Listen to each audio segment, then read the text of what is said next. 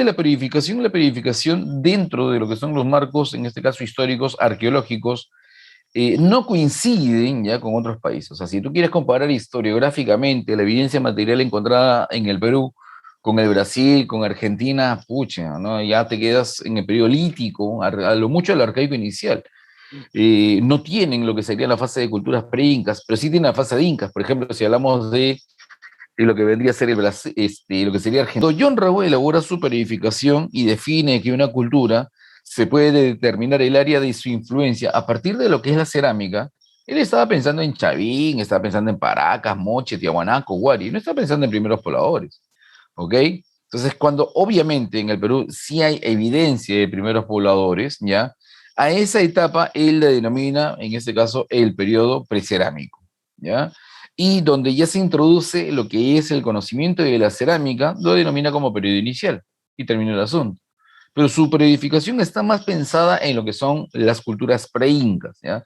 Y San Marcos justamente ha hecho más preguntas en relación a los conceptos de John Rowe con lo que se refiere a lo que son los horizontes de los intermedios. Mientras que la periodificación de Lumbreras está desarrollada en base a el desarrollo económico o la actividad económica que desarrollan los pueblos, tomando en consideración que el desarrollo económico determina una característica en el desarrollo cultural de lo que vendría a ser la población.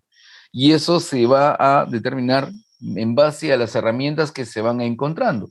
Por eso la primera fase, ¿no? Dentro del cuadro de Lumbreras, dentro de la historiografía, que utiliza lo que sería el materialismo histórico, no utiliza el concepto elítico. ¿Por qué? Porque la principal materia para la elaboración de sus herramientas es la piedra, ¿no? Los diversos tipos de piedra, principalmente lo que sería la obsidiana.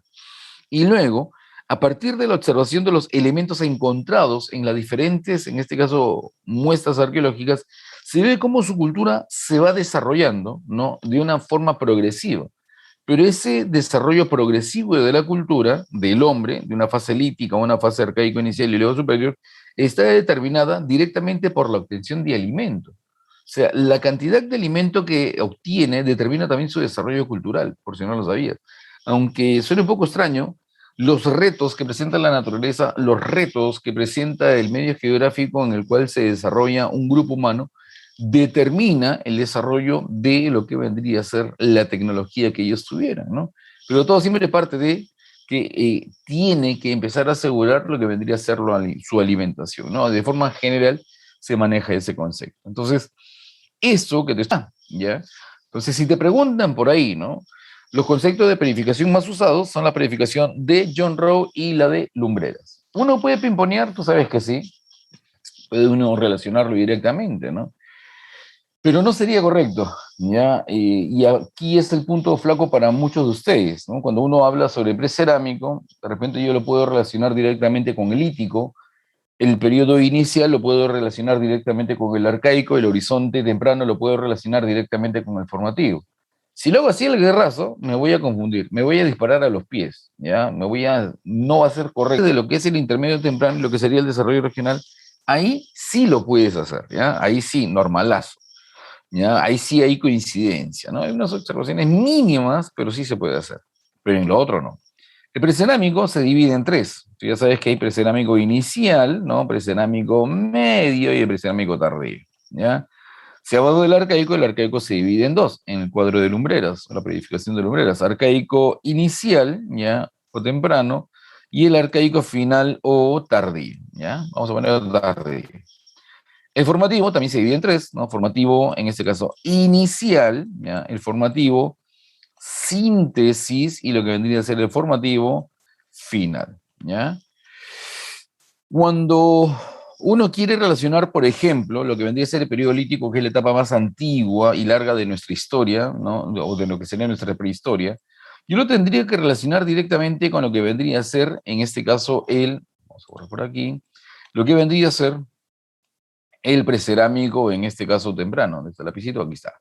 Ya tendría lítico, por ejemplo, lo relaciono con el precerámico inicial o temprano, ¿ya? Pero así, el precerámico medio, en el precerámico medio yo no puedo repetir la historia. El precerámico medio implica ya el desarrollo de la horticultura, ¿no? Y eso coincide más bien con lo que vendría a ser el arcaico inicial. Si hablamos del precerámico tardío, donde está Caral, Sechimbajo, Bandurria, el áspero, etcétera, eso yo relaciono con el arcaico tardío. Ahí está. ¿Ok? Profesor, ¿y si hablamos del periodo inicial, podría relacionarlo con algún periodo del arcaico? No, porque en el periodo inicial, de acuerdo a las investigaciones de Hierro y en base a las evidencias materiales, aparece la cerámica, ¿ya? Y la cerámica aparece después que el Perú ya pasó la línea del desarrollo de una civilización, que es lo que algunos todavía debaten, ¿no? Tengo algunos colegas que dicen que no hubo civilización en el Perú, que se llegó a un estado de barbarie superior, no, en base a los conceptos eurocentristas. Pero Rukhshad y otros arqueólogos definen que la civilización en el Perú sí se dio en base a un patrón urbanístico, en base al control sobre la población, en base al control sobre los medios productivos, concretamente hablando, y que en este periodo existiría una sociedad estratificada y control sobre la población. Sí se puede hablar de civilización, sin que hayan tenido necesariamente el conocimiento de la escritura, de la cerámica, orfebrería. ¿Ya? Por si acaso, en Historia de Perú, sí, según los conceptos de Rukhshadi, sí se desarrolló lo que sería la civilización. Y la cerámica no juega un rol fundamental en el desarrollo de la civilización, sino que llega como un complemento. ¿Ya? Y la cerámica, en todo caso, si yo lo quiero relacionar con un periodo, tendría que relacionarlo con el formativo, ¿ya? Que en este caso sería el formativo inicial. Si yo quiero relacionar el horizonte temprano, que es donde tú sabes que se encuentra la famosa cultura Chavín, ahí tendría que relacionarlo con el formativo, en este caso síntesis. Y el formativo final es donde queda un poco complicado aquí la cosa, ¿no? Y es que el formativo final es una etapa de tránsito, justo en el final de lo que sería el horizonte temprano, y el desarrollo del intermedio hay una especie de bolsa, ¿no? Donde hay culturas que se definen como culturas regionales o culturas de intermedio, ¿no? Como unas culturas de, en este caso, puentes, ¿no? Como lo que es Vicus, Salinar, ¿ya? Que tienen un espacio de duración de 200, 300 años, de acuerdo, ¿no? A la cultura de la cual se esté mencionando.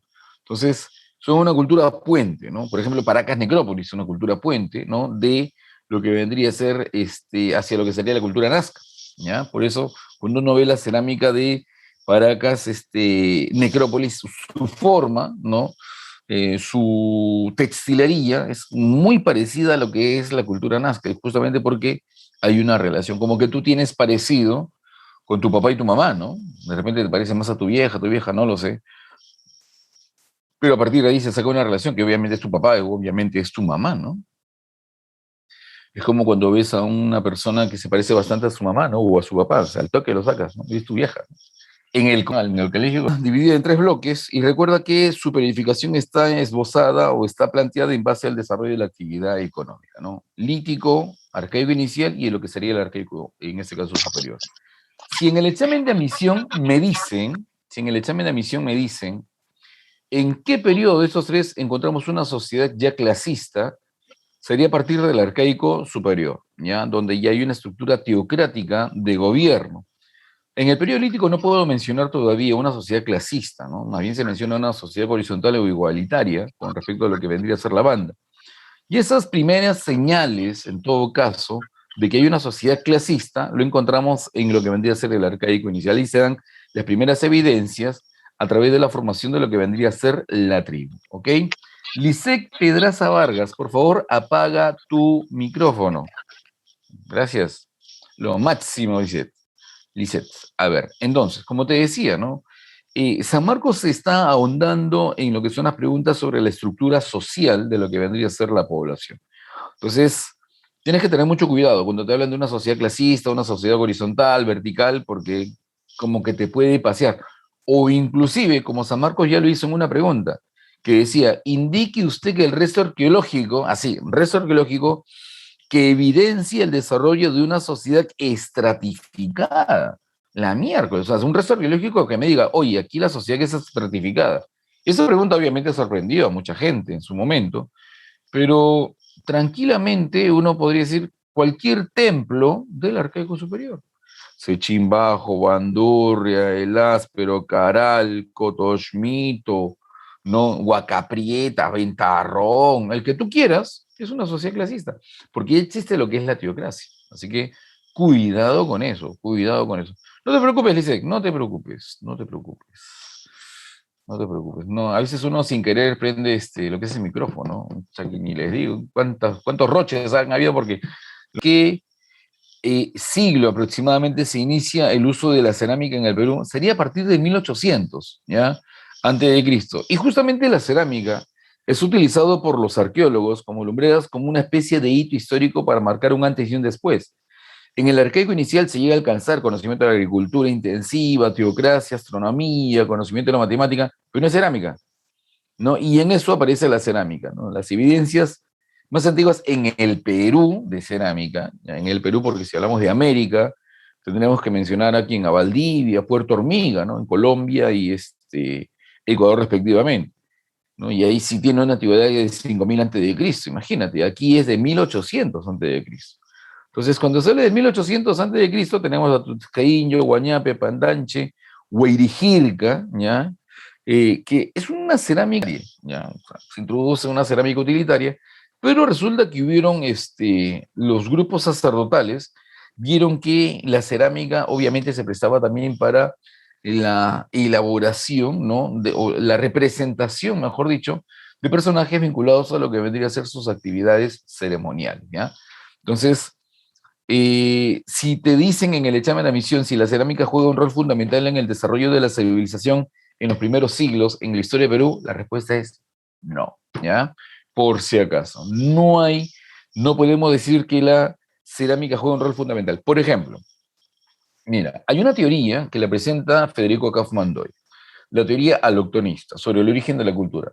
Según Federico Kaufmann, ¿ya? La cerámica juega un rol fundamental en el desarrollo de la cerámica, ¿ya? Y que la cerámica más antigua, que fue pregunta de examen de admisión, ¿no? Y que la cerámica más antigua se encuentra en lo que es hoy día, ya la cultura Valdivia y Puerto Hormiga, en Colombia y Ecuador respectivamente. Ese conocimiento de la cerámica que se desarrolla en Colombia y Ecuador respectivamente, de alguna manera se llega a transmitir ese conocimiento de la cerámica hacia Centroamérica y hacia lo que vendría a ser el Perú. Y en esos dos lugares la cerámica obviamente toma sus propias particularidades y se desarrolla, ¿correcto? Entonces, muchos arqueólogos, ¿no? Cuando suelta Kaufman su teoría, con la información que se ha venido, ¿no? Finalmente encontrando, se ha podido decidir que eso no es así, ¿no? ¿Por qué? Porque Caral no tenía cerámica y llega a alcanzar un alto nivel de cultura, ¿no? Entonces, eso es lo que nosotros encontramos, ¿no? Que la cerámica llega y se complementa, ¿no? Y comienza a ser utilizada, pero ya con un nivel cultural avanzado, ¿no? Es un tipo de variante de calabaza que en el interior no hay pulpa, no es un zapallo común, ¿ya?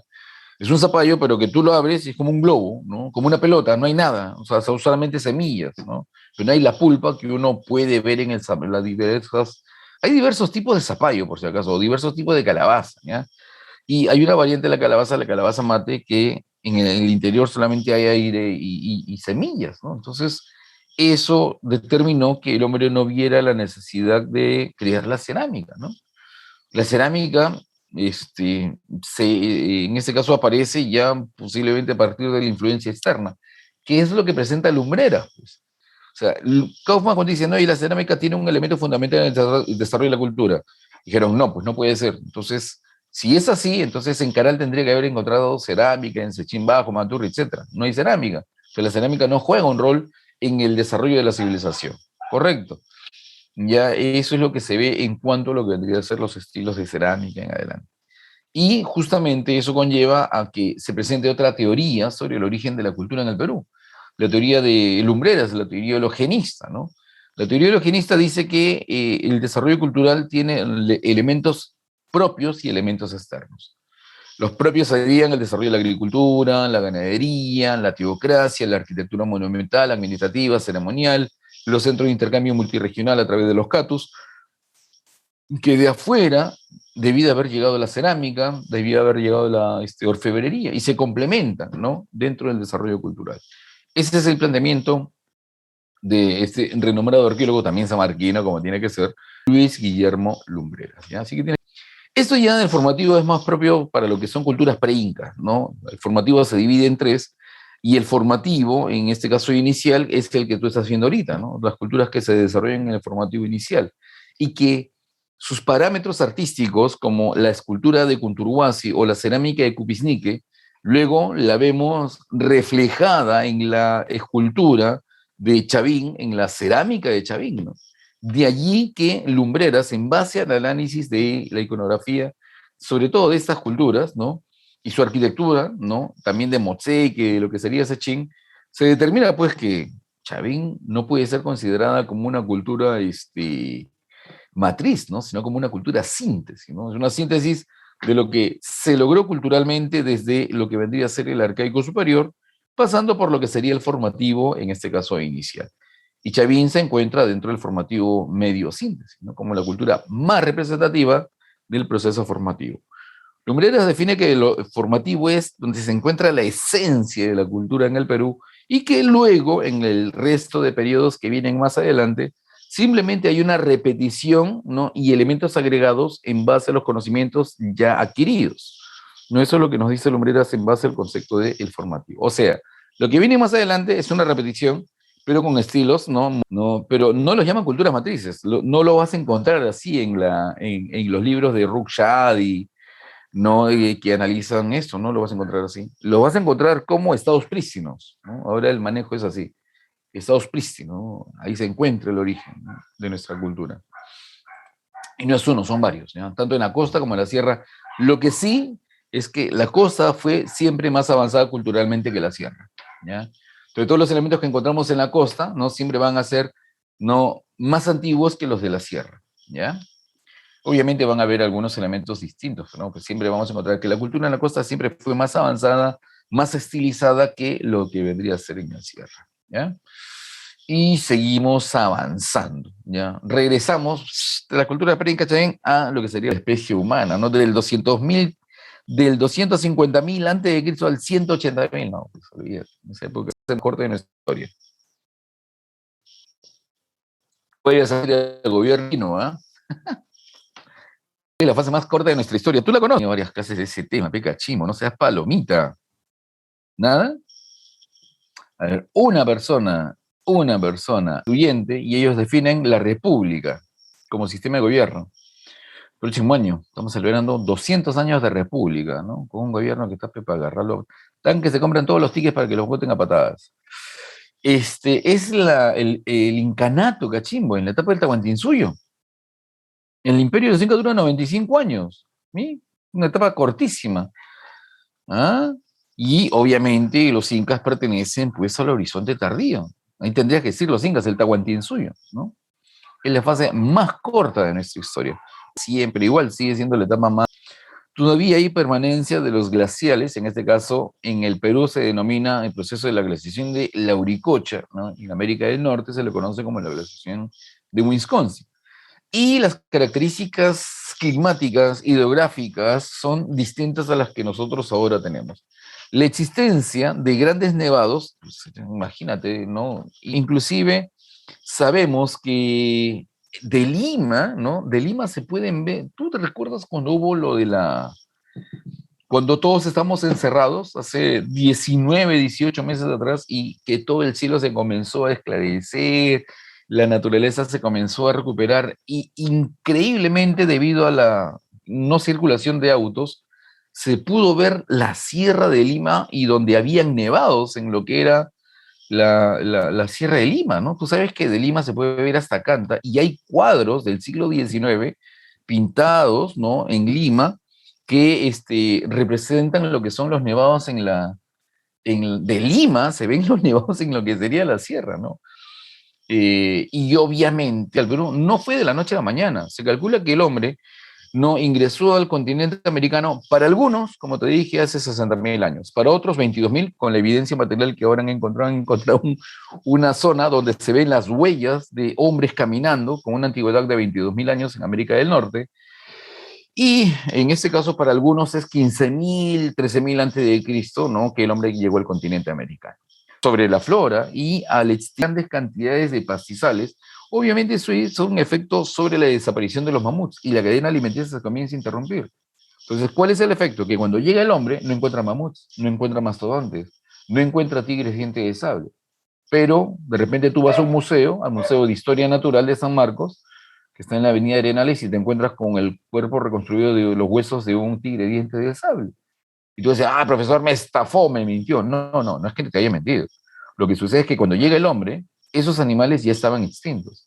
Y no hay relación arqueológica de que el hombre haya cazado esos animales, como en América del Norte. En América del Norte encuentras las pinturas rupestres, encuentras a cazadores como Clovis y Folsom, especializados en las cazas de mastodontes y mamuts. Estaban especializados en la caza de esos animales. Acá no, no es eso. Ves las pinturas rupestres, y las pinturas rupestres, ¿qué son?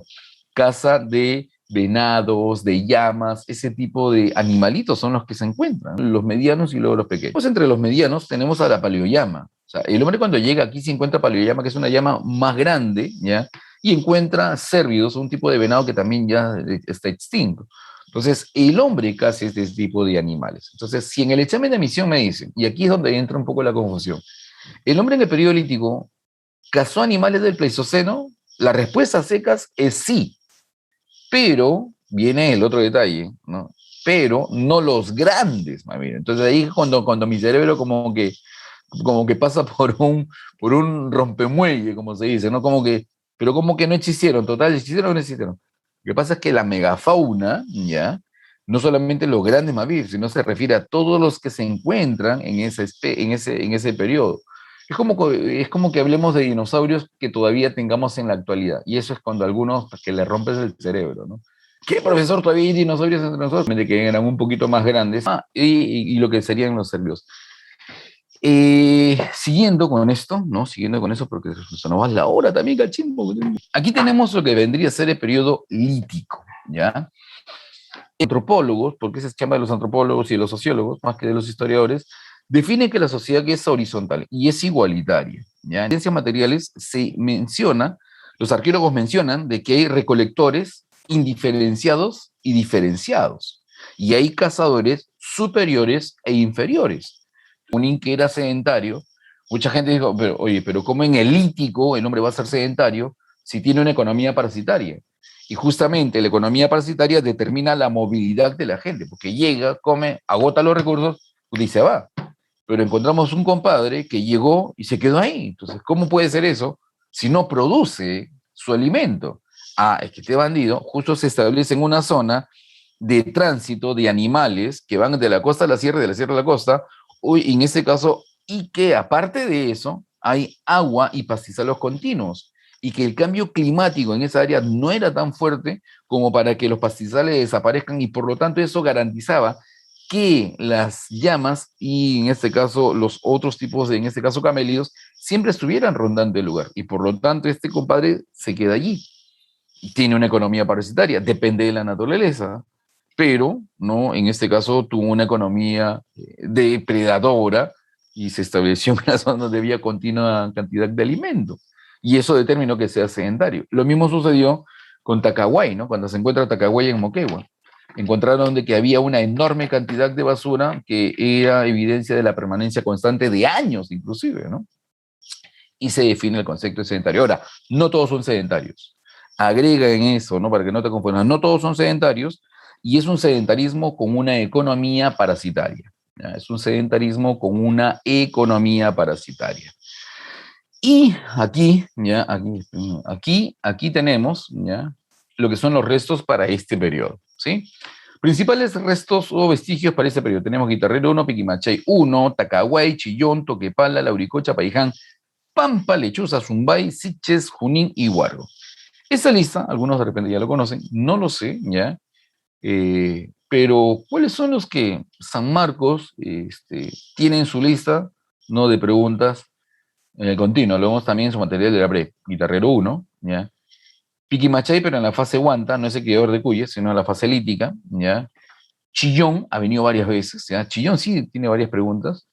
Toquepala, también han habido varias preguntas sobre Toquepala, también han venido varias preguntas sobre la Lauricocha, también han venido varias preguntas sobre Paiján, y por ahí San Marcos, cuando quiso fregar la vida a un montón de postulantes, fue con Junín. Se entiende entonces que Tacahuay, los arqueólogos obviamente lo conocen, ¿ya? Pero todavía no lo han planteado en pregunta de examen de admisión. Pampa Lechuza también, Zumbay también, ¿no? Lo que es Siches también, ¿no? Huargo también. Y hay otros restos arqueológicos también por ahí, ¿no? Aparte de eso. Pero estos son los que, por ejemplo, ¿no? San Marcos Serraya quiere hacerte una pregunta a un rocón y te dice, ¿no? El periodo lítico que se desarrolla entre el 13.000 y 6.000 antes de Cristo aproximadamente, que se caracterizó porque la mayoría de grupos humanos en este periodo tuvieron una economía parasitaria dependiendo de la naturaleza y conviviendo con un cambio climático, indique usted cuáles son los restos arqueológicos que pertenecen a ese periodo. Y tú, bien, una pregunta fácil. Y te ponen en la línea, ¿no? Te ponen de repente Caral, Huacaprieta y te ponen Toquepala. En la siguiente alternativa te ponen Tacahuay, Pampa Lechuza y Zumbay. Papiña, te aprendiste los que no son tan recurrentes. Y esa es una pregunta difícil. Y San Marcos a veces le gusta preguntar así, rebuscada. Profe, entonces me tengo que aprender toda la lista, mira, de preferencia sí. Todo alrededor y luego se fueron y nunca más regresaron. ¿Por qué? Porque en esa área se encuentran en el mismo nivel diferentes ocupaciones en diferentes momentos, ¿no? Dentro de lo que es la cueva. Y ese lugar fue ocupado por diferentes grupos entre lo que sería el 12.560 hasta más o menos el 9.140 a.C. O sea, fue un lugar continuamente ocupado, pero en diferentes momentos por grupos que llegaron, comieron y se fueron y nunca más regresaron. ¿Ya? Eso es lo que se maneja aquí. Sus herramientas son muy rudimentarias y también encontramos que en la sierra se presentan las condiciones más idóneas para que el hombre en ese momento pueda vivir, ¿ya? No es guitarrero el horticultor, ¿eh? Hay dos fases, ¿ya? Guitarrero el horticultor, que también lo descubre Thomas Lynch, es una fase posterior, ¿ya? Lo que sucede es que cuando tú haces una excavación, a través de la estratigrafía se determina que a mayor profundidad, mayor antigüedad. Entonces encuentran el horticultor y luego en ese mismo lugar deciden escarbar más. Entonces escarban como 1,5 metros más y encuentran evidencias de lítico. Y encuentran que es una zona que fue continuamente ocupada en diferentes momentos, ¿no? Por la cantidad de, también de, pregunta que me estaba haciendo su compañero acerca de Pacaicás. Piquemachay no se conocía antes como, toda esa zona se le conoce como Pacaicás, ya estudiada por el norteamericano Richard McNeish. Rick McNeish, cuando hace su estudio sobre lo que vendría a ser Pacaicasa, él llega a la conclusión de que Pacaicasa había sido un cazador de fauna pleistocénica y sería, por la antigüedad que él determina de 20.000 años, el más antiguo. Como era una de las evidencias líticas, las primeras que estaban siendo encontradas, ¿no? Entonces la gente dijo, así es, y punto, ¿no? Y aceptaron de plano su presentación arqueológica. Pero con el pasar de los años, ¿no? Como tú sabes, las evidencias arqueológicas se reanalizan, se reestudian, y llegan a la conclusión de que las piedras encontradas por Richard McNeish no eran manufactura humana, sino que eran piedras que se habían desprendido del techo y de que los huesos de fauna pleistocénica que había encontrado al interior de la cueva, muchos de esos animales no habían sido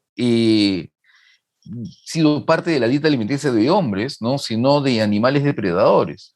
Entonces había una situación de que no correspondía a la evidencia material que él venía encontrando y que él había interpretado, ¿no? Fue una incorrecta interpretación arqueológica y eso hizo que Pacaicasa, como resto perteneciente al lítico, sea finalmente descartado.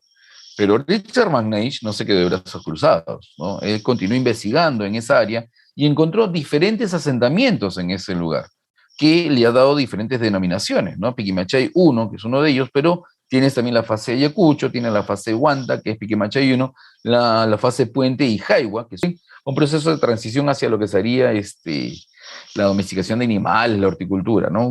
Según él ha encontrado ese tipo de evidencias. Pero de todos ellos, el resto arqueológico más aceptado por la comunidad científica arqueológica es la fase Huanta, ¿no? Porque lo hizo la investigación ciñéndose los patrones arqueológicos que hay, ¿no? Aunque no lo creas, la arqueología tiene parámetros, ¿no? De investigación. No es que yo escarbo, entonces hay restos arqueológicos que los ponen en observación. O sea, mira, de todos ellos, este es el que sí ha ejecutado todos los mecanismos de investigación adecuados, ¿ya? Por si no lo sabías. Por si te gusta la arqueología, ¿no? Se encuentra un sedentario, ¿no? David Keffer encuentra una enorme cantidad de elementos que habrían de haber sido la basura que este hombre dejó, de lo que consumió. Pero también algunos huesos de llamas, ¿no? Y que, pues obviamente, ¿no? Este hombre tuvo la suerte de estar cerca a un puquio. Un puquio es un pozo de agua, ¿no? De forma natural, como un manantial, mejor dicho, un manantial. y que los animales siempre llegaban al lugar, ¿no? Entonces, es como que tú te vayas a los pantanos de Villa, ¿no? Si tú te vas a los pantanos, lo más probable. ¿Por qué, profesor? Porque eso siempre ha estado ahí. Y todo eso, cuando tú ves ahí fuentes de agua, también hay animales cerca. Y los hombres, por lo tanto, que son cazadores, se acercan para poder cazar esos animales. Y eso es justamente lo que se encuentra en esa área de Moquegua. La evidencia, ¿no?, de que había agua y por lo tanto había continua cantidad de animales y por el hombre se estableció en esa la costa. Escucha, ganadazo, ¿no? De chivateros o chillón. Eso está aquí, más aquí en Lima. Estos señores entran en la categoría de transhumantes, ¿ya? Y caso le hace, y eso, lo tiras por pala. Descubierto en Tacna, ¿no? Descubierto por mi amigo Bojo, que se llama Cueva del Diablo, así que ni me pregunten, no tengo la menor idea, ya porque le llaman Cueva del Diablo. No, y además no lo dicen en los libros, no he encontrado ahí. Pero bueno, allí encuentran pinturas rupestres. Ahora, no es la única pintura rupestre que hay en Perú, también hay en Lauricocha, en Huargo, en Sumpay, y no, también hay pinturas rupestres. Y una comparación con lo que encuentra en lo que vendría a ser Toquepala y en otros lugares de Perú. Y encuentran que en Toquepala las pinturas están golpeadas. Encuentran de que, al igual que otros hombres en el continente, desarrollaban una práctica propiciatoria. O sea, los hombres cazadores de Toquepala se dieron cuenta de que sus conocimientos o habilidades sobre la caza, su fortaleza, no eran suficientes. En una posición todavía incipiente. Entonces ellos desarrollaban rituales, entraban a la cueva, golpeaban la figura y luego salían con la idea que por haber desarrollado de forma repetitiva eso, tendrían éxito en el desarrollo de la caza. ¿Ya? Ósea del hombre en la sierra. Se encuentra, Augusto Cardi se encuentra algún tipo de práctica, ¿no?, ritual con los huesos de los cuerpos que estaban ahí, y otro es que no están completos porque de repente practicaron algún tipo de antropofagia ceremonial, ¿no? Esas son las hipótesis. Luego se determina, ¿no?, de que hay pinturas rupestres, ¿ya? Vinculando con lo que vendría a ser la casa, y hay puntas de lanza que se definen como foliáceas, puntas de lanza que son trabajadas las dos caras bifaciales y tienen forma de hoja, ¿ya? Otra cosa es que se encontró uno de los cráneos que tiene una deformación, y esa deformación ha generado algunas controversias entre algunos arqueólogos, ¿no? Dijeron que es la primera evidencia, ¿no?, de que hay una sociedad clasista, y esa sociedad clasista se veía a partir de la deformación del cráneo para determinar el estatus social al cual pertenecían. Esa fue una hipótesis en su momento. Pero otros arqueólogos dijeron, pero no hay más evidencia para poder determinar que sea una sociedad clasista. O sea, no hay una evidencia de un control sobre otros grupos humanos. Lo más probable, dicen ellos, otro grupo de arqueólogos no tan eh, apasionados, ¿no?, sino más claros en cuanto a que, y entre ellos está justamente también Augusto Cardi, de que este cráneo posiblemente se lo deformaron, pero sin la intención de quererle deformar lo que vendría a ser en este caso el cráneo. O sea, la madre de este joven le habría de haber colocado un sombrero con el fin de protegerlo del frío. Y lastimosamente el sombrero lo utilizó por demasiado tiempo. Y eso finalmente ocasionó que el cráneo se deformara de esa manera, ¿no? Y quedó con el cráneo deformado. Lo cual ahora con lo que vendría a ser, bueno, así se vería, ¿no?, la punta de lanza con lo que vendría a ser la madera, ¿ok? Así se vería. Luego de Paiján.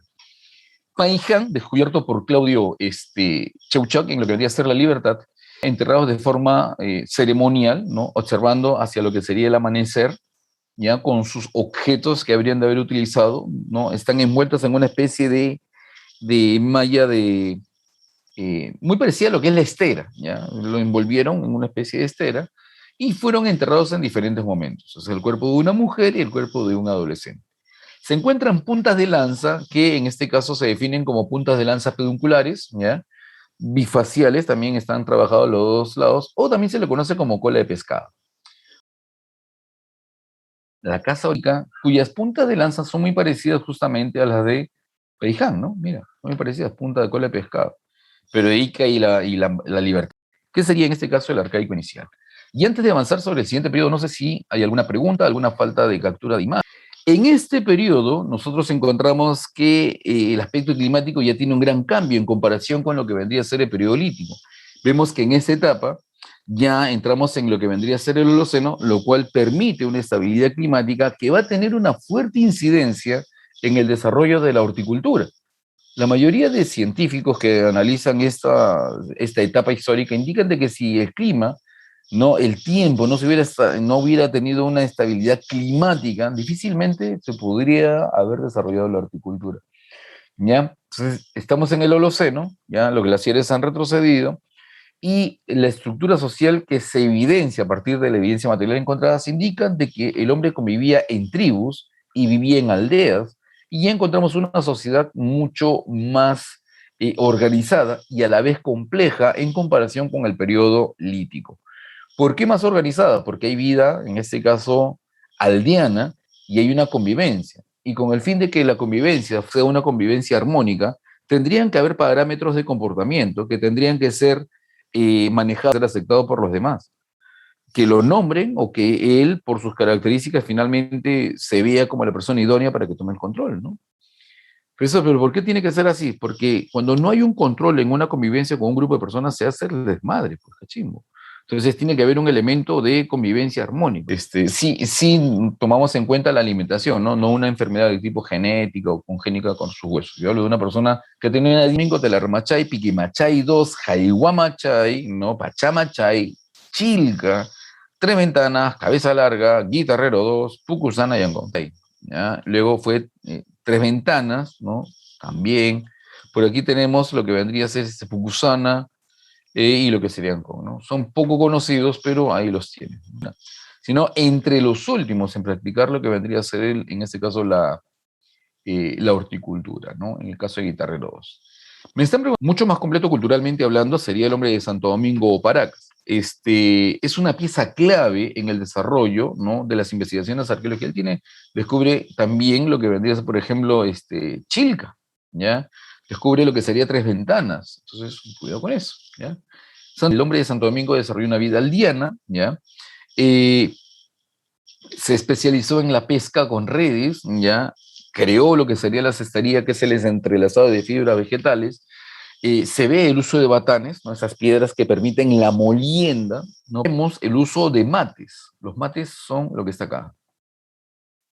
Es un tipo de variante de zapallo, ¿ya? Pero que en cuyo interior no hay pulpa, solamente hay semillas. Es un globo, una pelota. ¿Ya? Y cortas la raíz, dejas que se seca y luego lo cortas a la mitad, tres cuartos de largo, como quieras, de acuerdo. De perder el tiempo, corta esa relación. Ahí mejora este periodo. Cuando se habla de agricultura, se habla de una producción donde tú ya sabes cuáles son los ciclos estacionales, ya sabes la cantidad de agua y en este caso has preparado el terreno para la siembra de gran cantidad de producción. Entonces, cuando se habla de la ganadería y se habla de la agricultura, así tal cual, se habla a partir del arcaico superior. Si tú me dices aquí cuándo aparece, entonces tienes que agregarse, o tu profesor te tendría que haber dicho, una agricultura incipiente, una domesticación o ganadería incipiente. Ojo con eso, ¿ya? Y por eso iban al corral, ponían la tranca y luego los iban consumiendo de acuerdo a la necesidad de carne que tenían. Y cuando acababan la dotación de carne, ¿qué era lo que luego hacían? Salían a cazar más, en este caso, animales. Los arriaban al corral y luego los consumían y así, era la rutina. Mientras que en Telarmachay sí se ve un proceso de domesticación. Están las llamas de diferentes edades, ¿no? De acuerdo a la necesidad que iban teniendo. Y hay una mayor cantidad de huesos de machos que de hembra, ¿no? En edad tierna. Lo que indicaría de que Telarmachay, por ejemplo, le gustaba comer a las llamitas más tiernas, ¿no? Porque su carne era mucho más agradable. Aquí no, aquí se ve que consumían solamente adultos. Uno que otro macho, uno que otra cría se ve, ¿no? Pero principalmente son adultas las llamas que consumen, ¿no? Chilca se encuentra aquí en Lima, ¿no? Al sur de Lima, y Federico Engel, también un personaje clave, recuerda de Santo Domingo, encuentra una aldea, encuentra que se han especializado en la pesca, instrumento musical igual que en Santo Domingo, domestican al perro, ¿no? Y practican pues la siembra de también lo que sería frijol, payar, ají, ¿no? El producto común que se ve sembrado aquí en la costa también es el ají, por si acaso. Comían todo con ají, ¿no? Y eran ajiceros ya. Así que si tú eres ajicero ya es genético, ¿no? De esa época. Otro resto arqueológico también de las comarcas sería en este caso el camote. Ya sería el camote. Por aquí, y los últimos restos arqueológicos, Cabeza Larga, cuyo descubrimiento marcó una situación de extrañeza, la evidencia material que se encuentra, porque en Cabeza Larga encuentran una bolsita, ¿no? Hecha de fibra vegetal, pero en cuyo interior había hoja de coca. Y la hoja de coca no se produce en la costa, y está tanica. La hoja de coca se produce en lo que vendría a ser la ceja de selva. Entonces, no se ha podido determinar cómo es que este hombre tenía hoja de coca, ¿no? Y que ya obviamente chacchaban, ¿no? Tú sabes que al mascar hoja de coca, eso ya no se ha considerado, pues, como el más antiguo, ¿no? Está ahí, pero más antiguo. Aquí no podemos hablar todavía de ahí, ¿ya? El ayu es en el arcaico superior, ¿ya? Y ya no se habla de aldeas, se habla de yactas, ¿ya? Aldeas es en el periodo anterior.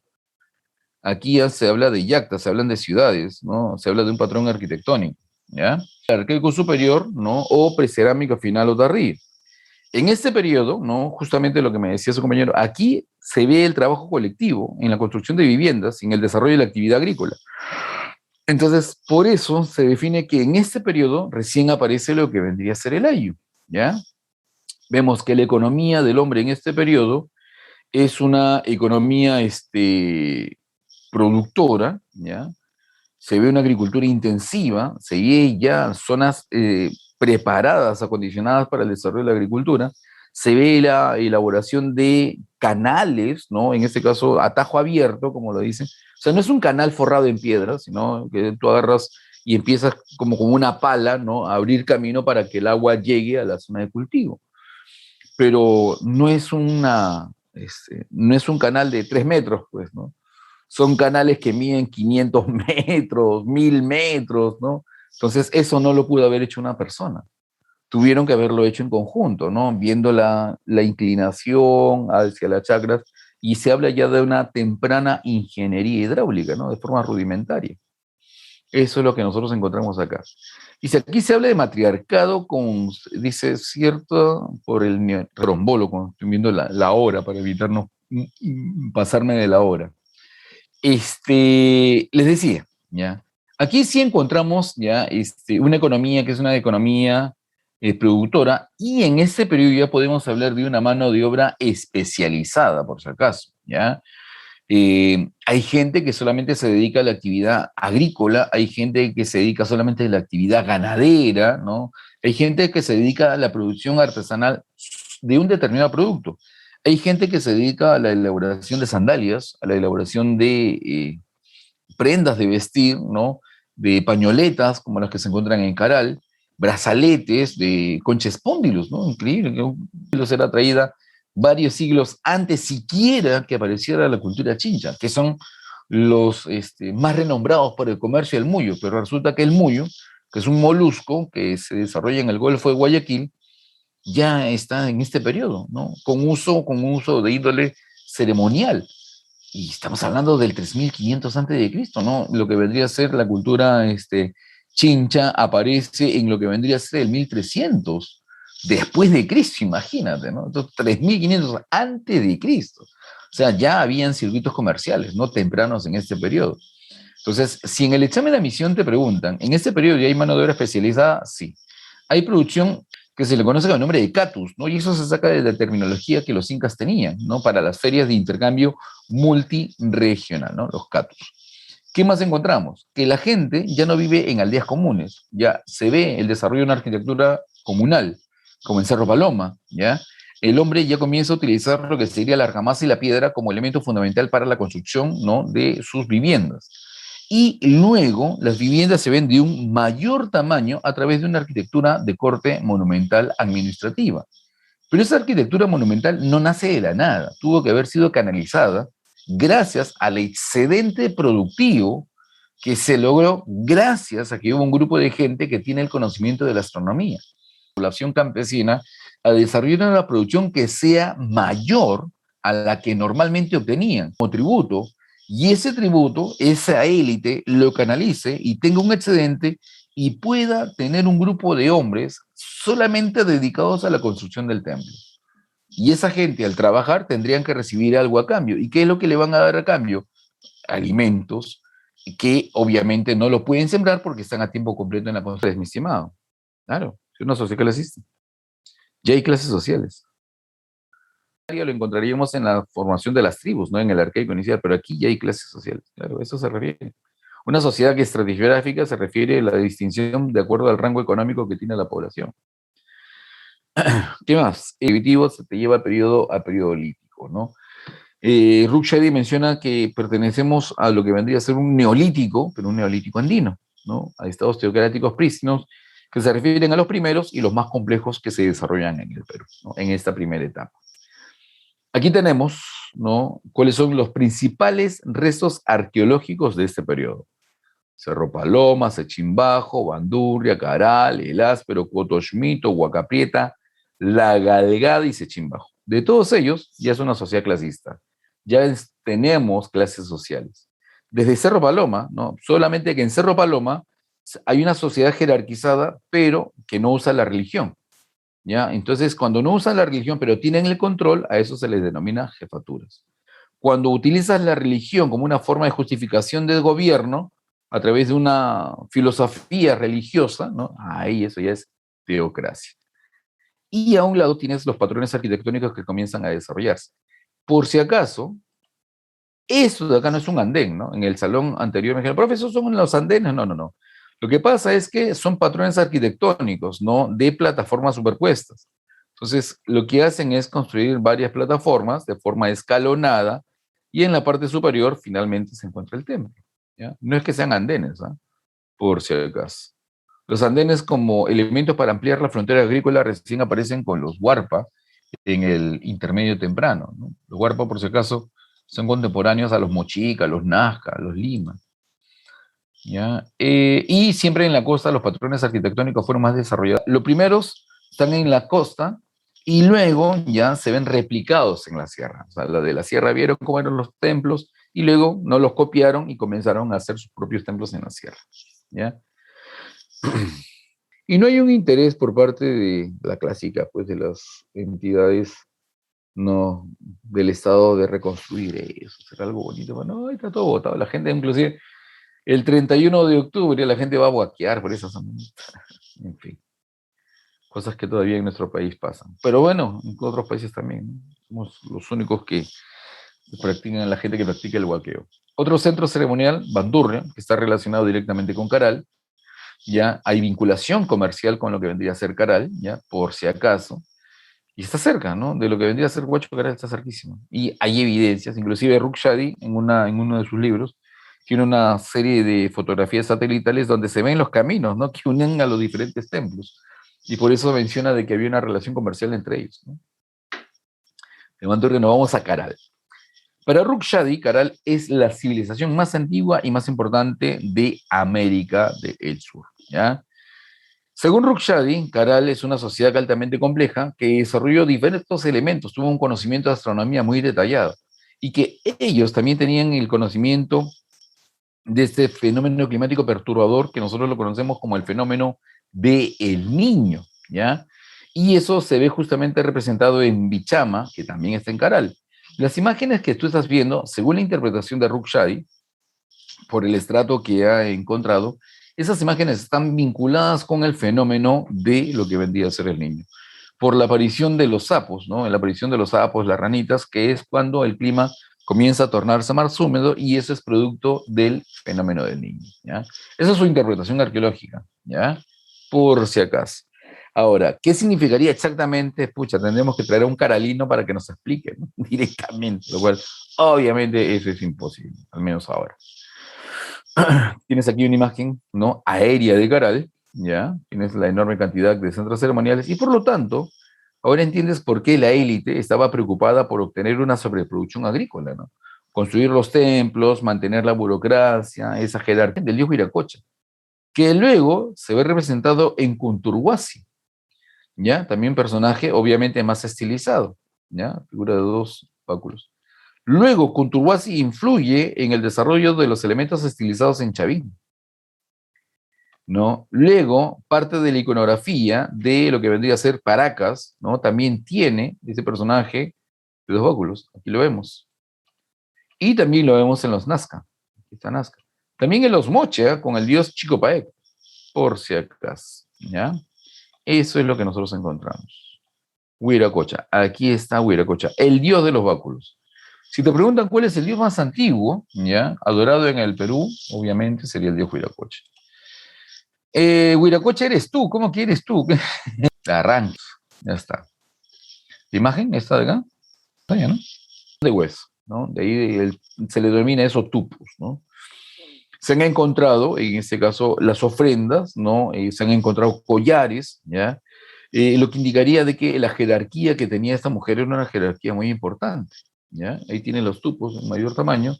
Y otros objetos que se han encontrado, no en la tumba, sino en esa zona de Caral, ¿no? Como figuras de barro, de miraya, que representan un culto hacia lo que vendría a ser, ¿no? La mujer.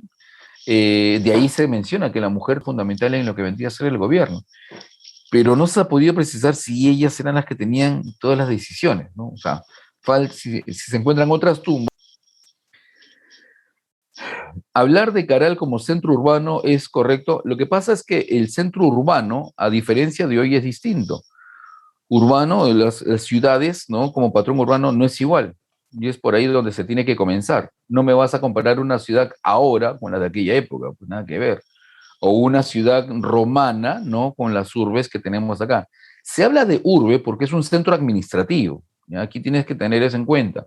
Centro administrativo y la población vive a los alrededores, ¿ya? De los centros ceremoniales, ¿ya? Las urbes están relacionadas directamente con la construcción de los templos, ¿ya? En una etapa embrionaria, ¿no? En una etapa embrionaria.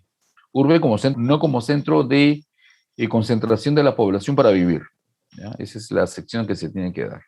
Sí, y te voy a decir, no porque todo el pueblo vive en Caral, sino porque es un centro administrativo. Por eso, ¿no? Hay gente que menciona, normal, yo sí me he encontrado que el profesor, pero no hay otro colega, ¿no? Pues tú has leído el libro del Uruk Shadi o tú me estás mencionando de acuerdo a lo que tú has leído en Historia Universal. Si son los distintos, ¿ya? Lo de Caral ha hecho que se introduzcan otros conceptos con el desarrollo de la cultura aquí en el Perú. Quipus también, lo que evidencia el conocimiento de la matemática, se han encontrado shikras, que son canastas, ¿no? Para el relleno de sus construcciones, ¿no? Y poder llevar y construir mayor cantidad de niveles. Otro resto arqueológico que también está dentro de lo que vendría a ser Caral, ¿no? Es el áspero, ¿ya? Donde se han encontrado prácticas de sacrificios humanos, ¿no? Se encontró primero el cuerpo de un joven y luego el cuerpo de un niño, y tenemos Sechín Alto, Sechín Bajo es uno, Sechín Alto es otro, recuerda, tiene el control sobre otro número de personas metiendo miedo, pero ejércitos como tal no. La presencia de ejércitos recién se detecta arqueológicamente para el intermedio temprano. Eso es en Sechín Alto. Cotoxmito, ¿no? Que se caracteriza por una escultura que en algún momento se consideró como la escultura más antigua, ya no es Cotoxmito, es Caral, ¿no? Si no, profesor, ¿qué Caral? Claro, pues mira, Caral, aquí está, en Bichama. Estas son esculturas, mira, Caral, ¿qué antigüedad tiene? 3000. Cotoxmito, 2300. 700 años de diferencia entre uno y otro, ¿no? Peralba, ¿no?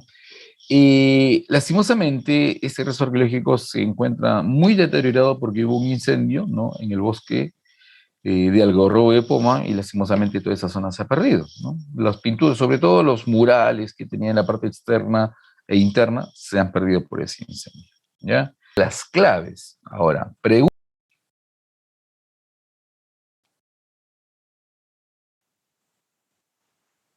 37 y la 40. Esta es la 40.